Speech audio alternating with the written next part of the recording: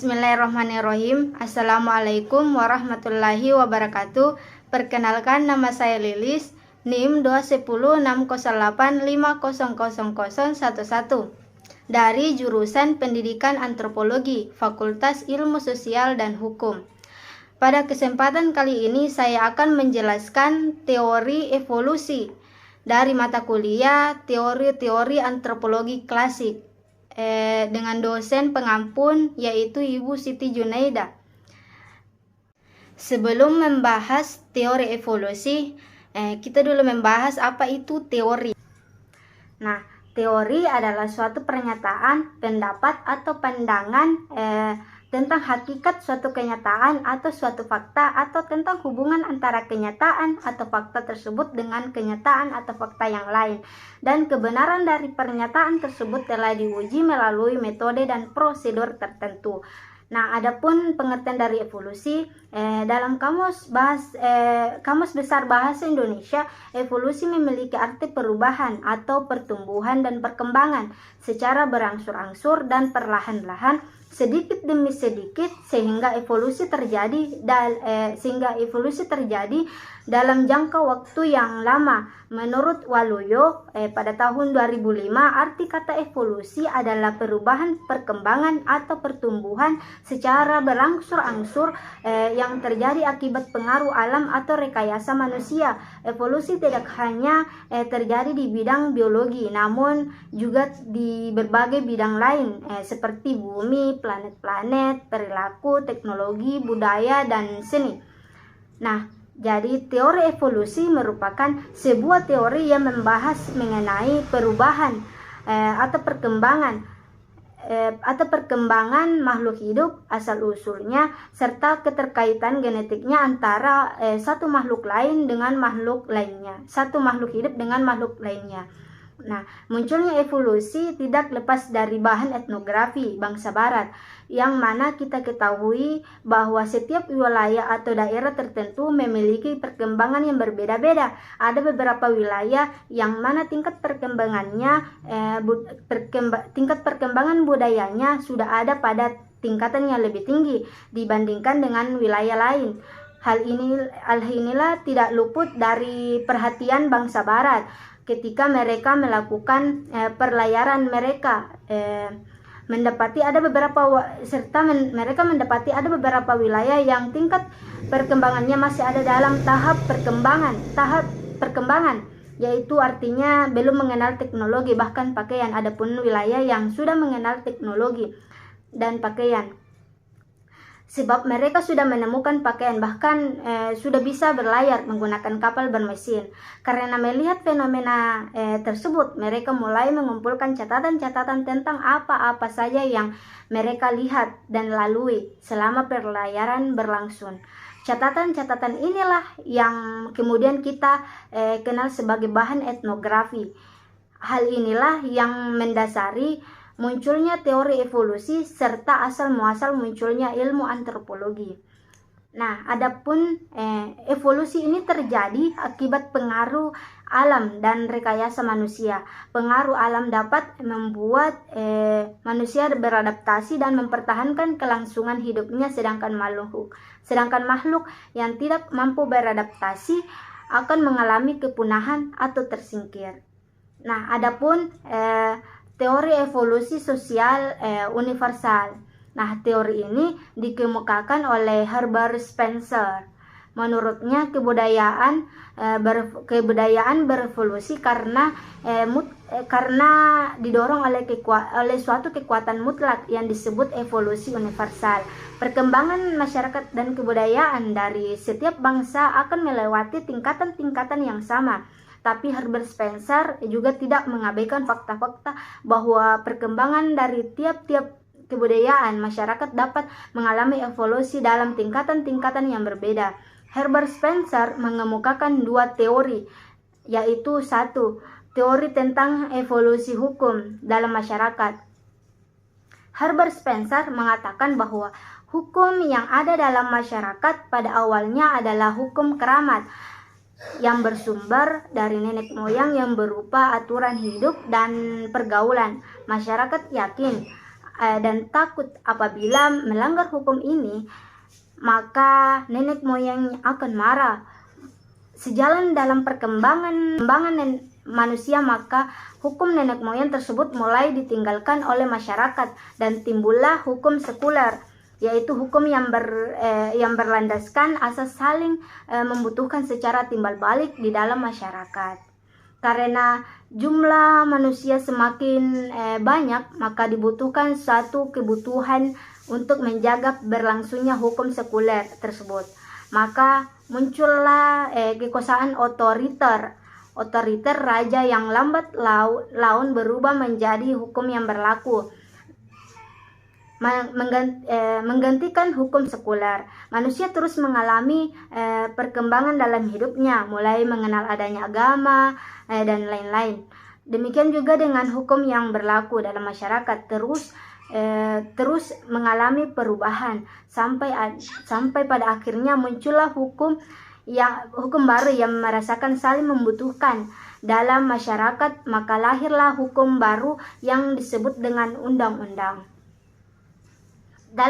Dalam evolusi, menurut Spencer, aturan-aturan hidup manusia serta hukum yang ada di masyarakat adalah hukum yang melindungi kebutuhan masyarakat serta paling cocok di mana mereka hidup. Artinya ketika sebuah hukum tidak lagi cocok dalam sebuah masyarakat, maka hukum tersebut akan ditinggalkan dan diganti dengan yang lebih sesuai dengan kebutuhan masyarakat. Kedua itu teori tentang asal mula religi. Herbert Spencer mengatakan bahwa bentuk religi yang tertua adalah religi yang menyembah Roro nenek moyang, yang merupakan personifikasi dari jiwa-jiwa dari orang yang telah meninggal.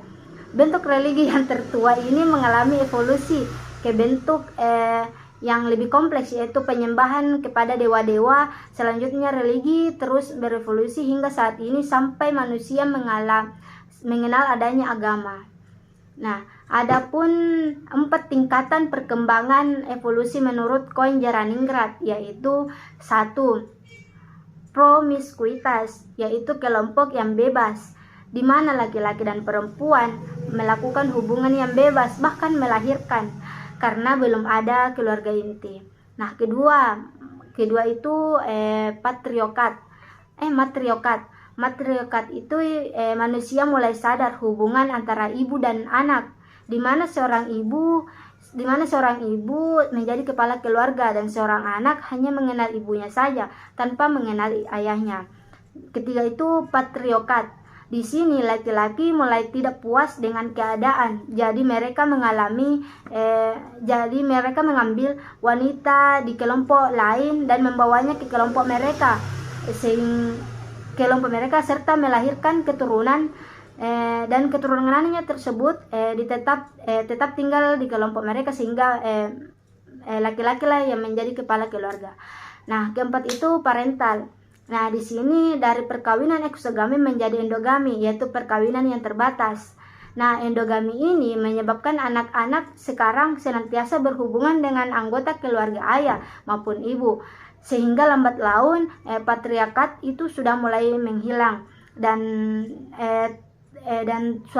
menjadilah suatu susunan kekerabatan yang disebut dengan parental. Menurut Morgan, masyarakat dari seluruh bangsa di dunia sudah atau masih akan menyelesaikan proses evolusinya melalui 8 tingkatan evolusi, yaitu 1. Zaman liar tua, yaitu zaman sejak adanya manusia sampai manusia menemukan api. Dalam zaman ini manusia hidup dari meramu, mencari akar-akar dan tumbuhan-tumbuhan liar. Zaman liar madya, kedua itu zaman liar madya, yaitu zaman sejak manusia menemukan senjata busur panas. Dalam zaman ini manusia mulai berubah mata pencaharian hidupnya dari meramu menjadi mencari ikan dan berburu. Nah, ketiga itu zaman liar muda, yaitu dari zaman manusia menemukan busur panah sampai manusia memiliki kepandaian untuk membuat alat-alat dari tembikar. tembikar, tapi kehidupan manusia masih berburu. Zaman barbar tua, yaitu dari zaman manusia memiliki kepandaian untuk membuat tembikar sampai manusia beternak dan bercocok tanam. Zaman barbar Madia, yaitu dari zaman sejak manusia bercocok tanam sampai manusia menemukan kepandaian membuat alat-alat dan benda-benda dari logam. Zaman barbar muda, yaitu dari manusia memiliki kepandaian membuat alat-alat atau benda-benda dari logam sampai manusia mengenal tulisan. Zaman peradaban purba menghasilkan beberapa peradaban klasik, zaman batu dan logam. Zaman masa kini yang terakhir itu zaman masa kini, sejak zaman klasik sampai sekarang. Kedelapan tingkatan evolusi tersebut dipakai oleh Morgan untuk menyusun bahan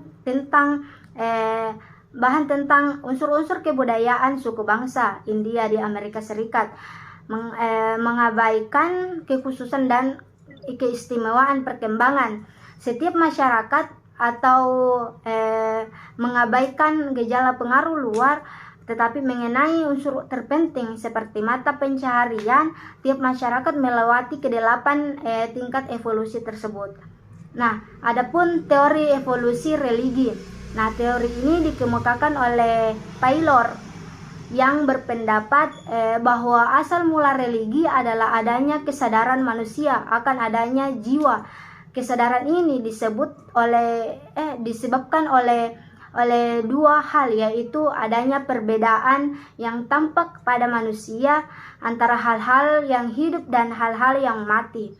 Manusia sadar bahwa ketika manusia hidup ada sesuatu yang menggerakkan, dan kekuatan yang menggerakkan manusia itu disebut jiwa.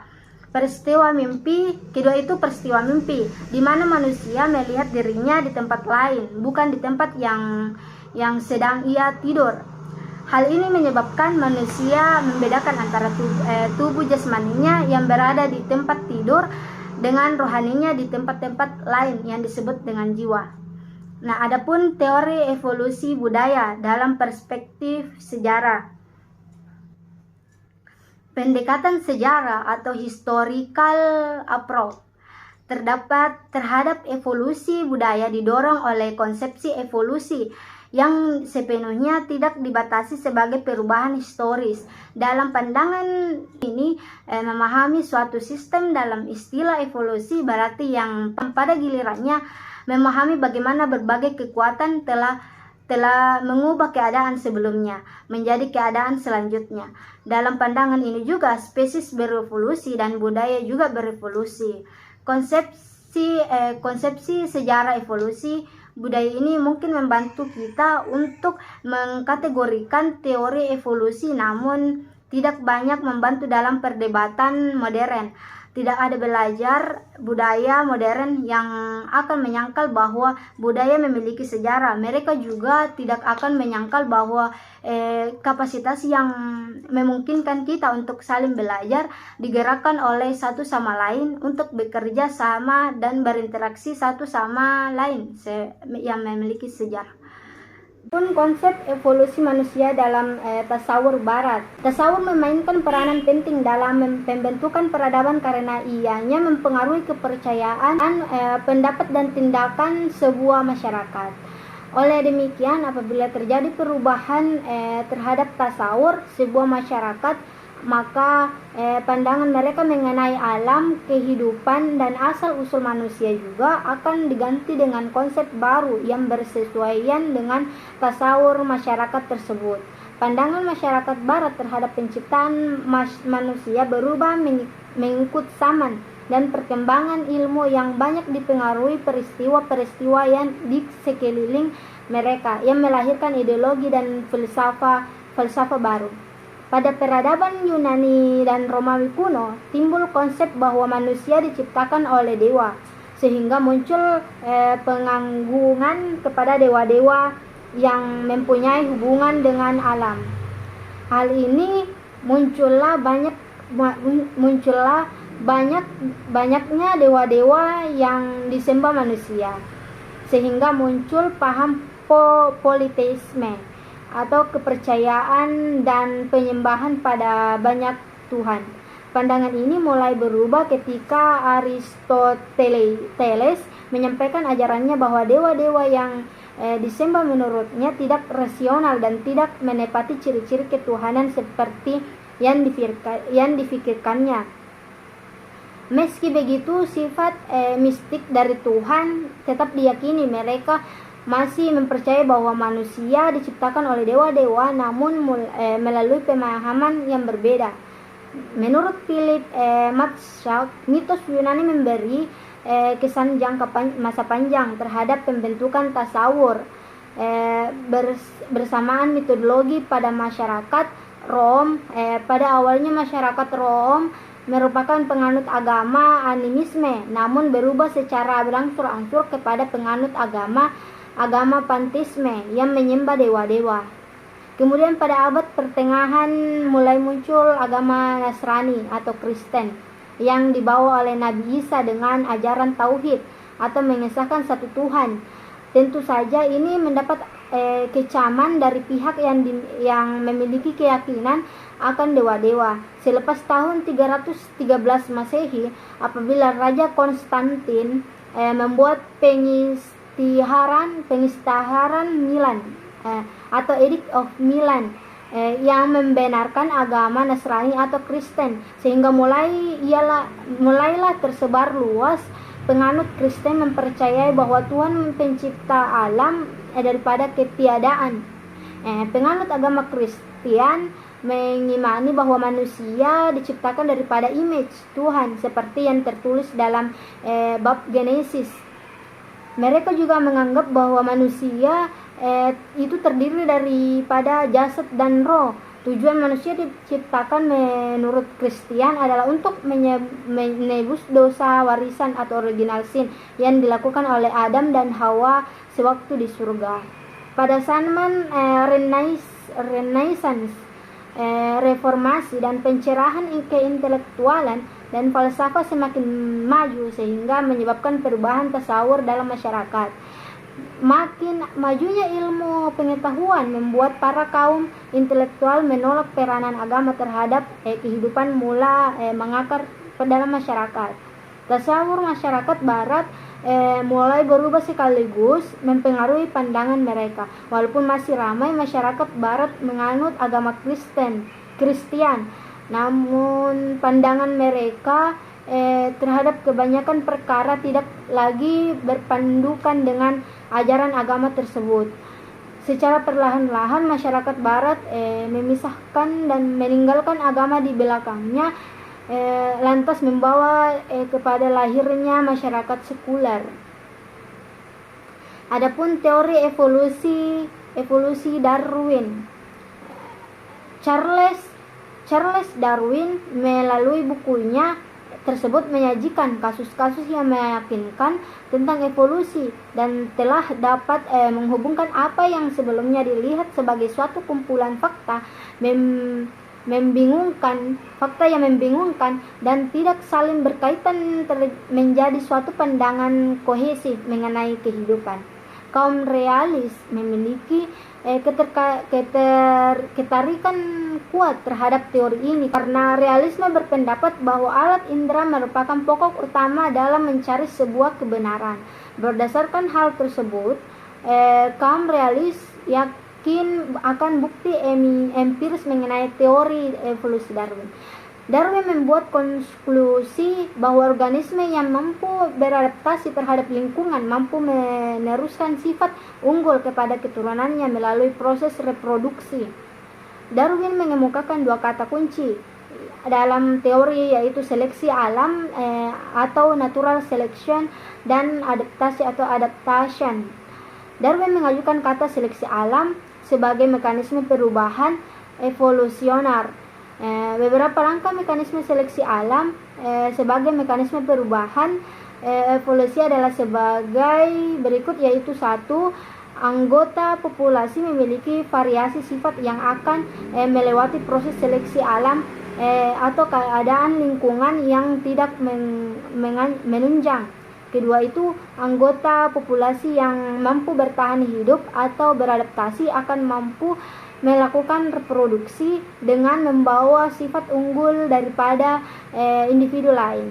Ketiga itu, seiring berjalan waktu, proporsi sifat yang menguntungkan atau mampu beradaptasi akan meningkat dalam populasi, dan yang tidak memiliki sifat tersebut akan musnah. Seleksi alam merupakan proses yang terus berlangsung karena lingkungan terus berubah. Kepunahan dapat terjadi bila proses adaptasi tidak sejalan dengan perubahan lingkungan. Pandangan Darwin mengenai kehidupan memiliki perbedaan yang sangat tajam dengan paradigma konvensional yang mengatakan bumi baru berumur beberapa ribu tahun saja, dihuni oleh bentuk-bentuk kehidupan yang tidak berubah dan telah diciptakan satu persatu selama. Nah, itulah materi yang dapat saya jelaskan. Kurang dan lebihnya mohon dimaafkan. Wabillahi taufik walhidayah. Wassalamualaikum warahmatullahi wabarakatuh.